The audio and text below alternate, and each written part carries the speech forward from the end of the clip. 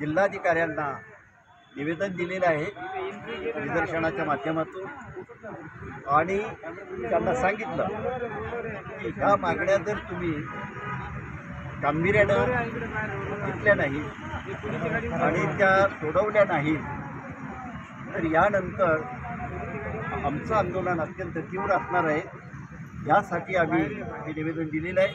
त्यामध्ये आमच्या प्रमुख मागण्या आहेत गायरानजमी, बेघरांना घरं, सुशिक्षित बेकारांना नोकऱ्या, अंशकालीन कर्मचाऱ्यांना नोकऱ्या, दलित विद्यार्थ्यांची शिष्यवृत्ती आणि राखीव जागा या सगळ्या प्रश्नावर आम्ही कलेक्टरांना चर्चा केली, त्यांच्यात निवेदन दिलं आणि त्यांच्या अखेरीस ज्या येतील त्या पूर्ण कराव्यात असं आमचं म्हणणं आहे आणि ज्या होत नसतील त्या सरकारकडे कराव्यात आणि काय केलं याचा आम्हाला 8 दिवसात अहवाल द्यावा असं आम्ही RDCना एक निवेदन दिलेलं आहे आणि ह्या निवेदनावर ते गांभीर्याने विचार करतील अशी आमची अपेक्षा आहे।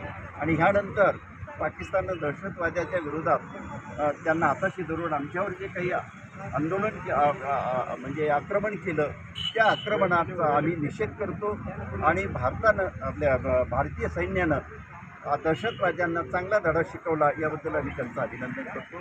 जय हिंद, जय भारत। काही काळामध्ये प्रशासकीय अधिकारी हे जे आहेत दलित संघटना किंवा दलितांच्या विरोधात काम करत आहे, जसं की आता शहरात शेजारील एक वस्ती आहे तिथे पाडून समजा तर या ठिकाणी काही आंदोलन सुरू आहे, त्या तरी कसं बघता याकडे आपण? सांगितलं आम्ही त्यांना की जर तुम्ही बेघरानं घर हा जर तुमचा उद्देश आहे तर या ज्यांना घर आहेत त्यांना बेघर का करता?